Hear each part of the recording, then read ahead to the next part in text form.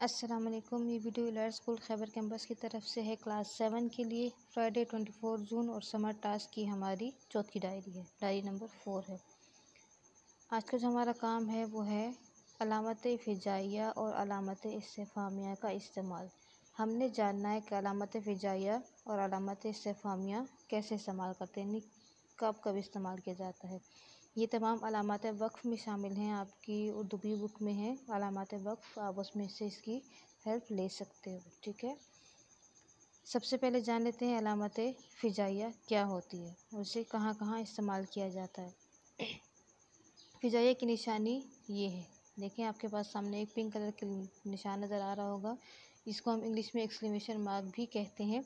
ये अलामत फ़िजाइया है। इसे मंदरजा ज़ेल मकामात पर इस्तेमाल किया जाता है, जैसे कि निदा के बाद, यानी कि किसी को पुकारने के बाद, हम किसी को पुकार रहे हों, आवाज़ दे रहे हों, उसके बाद भी हम जब रिटन शेप में लिखते हैं तो उसके बाद हम ये एक्सक्लेमेशन मार्क या फ़िजाइया का इस्तेमाल करते हैं। जैसे कि इलाही ये क्या माजरा है, तो हम यहाँ पर अल्लाह को पुकार रहे हैं, तो अल्लाह को पुकारने के बाद हमने अलामत फ़िजाइया का इस्तेमाल किया है। नेक्स्ट है इजहार के वक्त, मतलब आप कुछ कहना चाह रहे हो, कुछ बोल रहे हो, तो उसके बाद भी आप ये अलामत इस्तेमाल कर सकते हैं, जैसे कि है खामोश, मुझे आराम करने दो।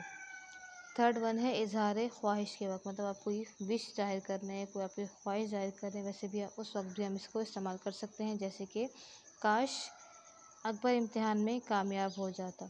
ठीक है, इसके बाद है ताजुब के वक्त, मतलब हैरानगी के वक्त, जब आप हैरान हो रहे होते हैं तब भी हम इसको इस्तेमाल कर सकते हैं, जैसे कि वाह रे वाह तेरी चालाकी क्या कहना।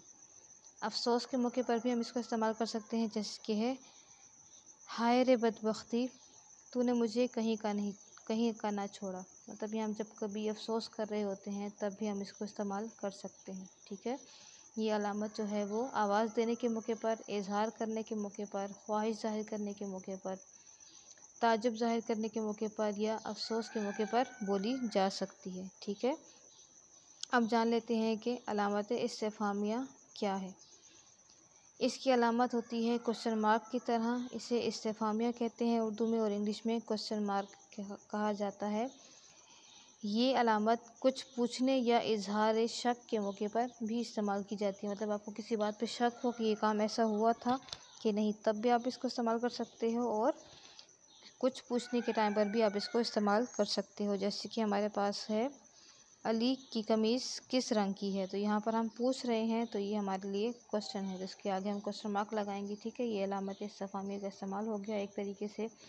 या फिर जब हमें किसी चीज़ पर शक हो तो हम इसको इस तरह से लिख सकते हैं, इसने बैंक से 70,000 रुपये चुराए।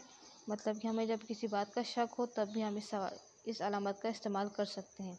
अब जैसे मैंने आपको एग्जांपल में दोनों तरह से अलामत इस्तिफ़ामिया का इस्तेमाल बता दिया है, और अलामत फ़िजाइया का भी इस्तेमाल मैंने आपको 4-5 तरीक़ों से बता दिया है। आपने अब इसी को देखते हुए, इसको फॉलो करते हुए आपने क्वेश्चन का आंसर लिखना है। आपके पास सवाल दिया गया है, आपको फ़िजाइया और इस्तिफ़ामिया का इस्तेमाल करते हुए 10-10 जुमले लिखें, यानी कि आपने 10 जुमले लिखने हैं जिसमें आपने फ़िजाइया का इस्तेमाल करना है, और 10 जुमले आपने ऐसे लिखने हैं जिसमें आपने इस्तिफ़ामिया का इस्तेमाल करना है। ठीक है, आपने अलग अलग जुमले लिखने हैं, पहले फ़िजाइया की हेडिंग दोगे, और फ़िजाइया की हेडिंग देने के बाद उसकी डेफिनेशन लिख लो, आपको जो मैंने अभी स्क्रीन पर दिखाई है वैसे ही सेम डेफिनेशन आप कॉपी में लिख लो। उसके बाद आपने मिसाल की हेडिंग देनी है, मिसाल में फिर आपने 10 जुमले लिखने हैं। ठीक है, इसी तरह से फिर आपने नेक्स्ट पेज पर इस्तिफ़ामिया की हेडिंग देनी है, इस्तिफ़ामिया की डेफिनेशन लिखनी है, उसके बाद आपने इस्तिफ़ामिया के 10 जुमले लिखने हैं।